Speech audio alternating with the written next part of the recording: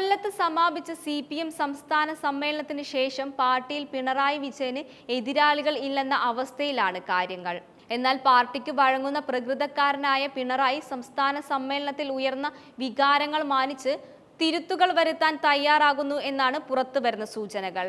മുഖ്യമന്ത്രിയുടെ ഓഫീസിൽ നിന്ന് തന്നെ തിരുത്തലുകൾ തുടങ്ങുമെന്നാണ് വിവരം. തിരഞ്ഞെടുപ്പ് കാലം കൂടി അടുത്ത പശ്ചാത്തലത്തിൽ മാധ്യമങ്ങളെ നിരന്തരം തെറി പറയുന്ന പ്രസ് സെക്രട്ടറിയെ PRD ചുമതലയിൽ നിന്നും മാറ്റി. പ്രസ് സെക്രട്ടറി PM മനോജിനെയാണ് ഇൻഫർമേഷൻ ആൻഡ് പബ്ലിക് റിലേഷൻ വകുപ്പിന്റെ ചുമതലയിൽ നിന്നും ഒഴിവാക്കിയത്.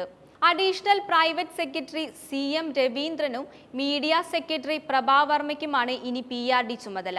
പ്രസ് സെക്രട്ടറി സ്ഥാനത്തു നിന്നും മനോജിനെ മാറ്റണമെന്ന അഭിപ്രായമുണ്ടെങ്കിലും PRD ചുമതലയിൽ നിന്നും മാറ്റുന്നതിൽ നടപടി ഒതുക്കി. മനോജിനെതിരെ ഉയർന്ന ആരോപണങ്ങളുടെ അടിസ്ഥാനത്തിലാണ് നടപടിയെന്ന് മലയാള മനോരമ റിപ്പോർട്ട് ചെയ്തു. മുഖ്യമന്ത്രിയുടെ ഓഫീസിലെ 2 PRD ഡെപ്യൂട്ടി ഡയറക്ടർമാർക്കെതിരെ ആരോപണങ്ങൾ ഉയർന്നിരുന്നു. ഇവരുടെ പ്രവർത്തനം നിയന്ത്രിക്കാൻ തീരുമാനിച്ചു. PRDയുമായി ബന്ധപ്പെട്ട കരാറുകൾ അടക്കം മനോജ് ഇടപെട്ട് തുടങ്ങിയെന്നാണ് വിവരം. എന്റെ കേരളം, കേരളീയം, നവകേരള സദസ്സ് എന്നീ പരിപാടിയുമായി ബന്ധപ്പെട്ട് ആരോപണം ഉയർന്നതോടെയാണ് മുഖ്യമന്ത്രിയുടെ ഓഫീസിലെ ചിലരിലേക്ക് പാർട്ടിയും നോട്ടമിട്ടത്.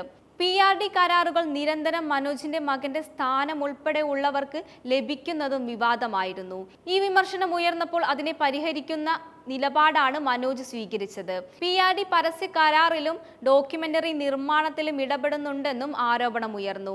PRD ജീവനക്കാരുടെ സ്ഥാനക്കയറ്റത്തിലും സ്ഥലം മാറ്റവുമൊക്കെ ഇവരുടെ ഇടപെടലുണ്ടായി. സർക്കാരിന്റെ 4ാം വാർഷിക പരിപാടികൾ ഉടൻ നടക്കുകയും തദ്ദേശ നിയമസഭാ തെരഞ്ഞെടുപ്പുകൾ വരുന്നതും കണക്കിലെടുത്താണ് അഴിച്ചുപണി അത്യാവശ്യമാണെന്നും മുഖ്യമന്ത്രിയുടെ ഓഫീസിനോട് പാർട്ടി നേതൃത്വം നിർദ്ദേശിച്ചതായും സൂചന.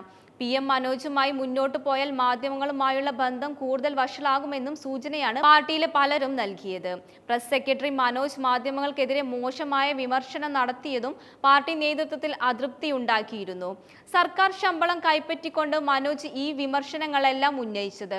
മുഖ്യമന്ത്രിയുടെ ഓഫീസും മാധ്യമങ്ങളുമായുള്ള ബന്ധം ഇത്രയും വഷളായ ഘട്ടം മുൻപുണ്ടായിട്ടില്ലെന്നും വിമർശനങ്ങൾ ഉയരുന്നു.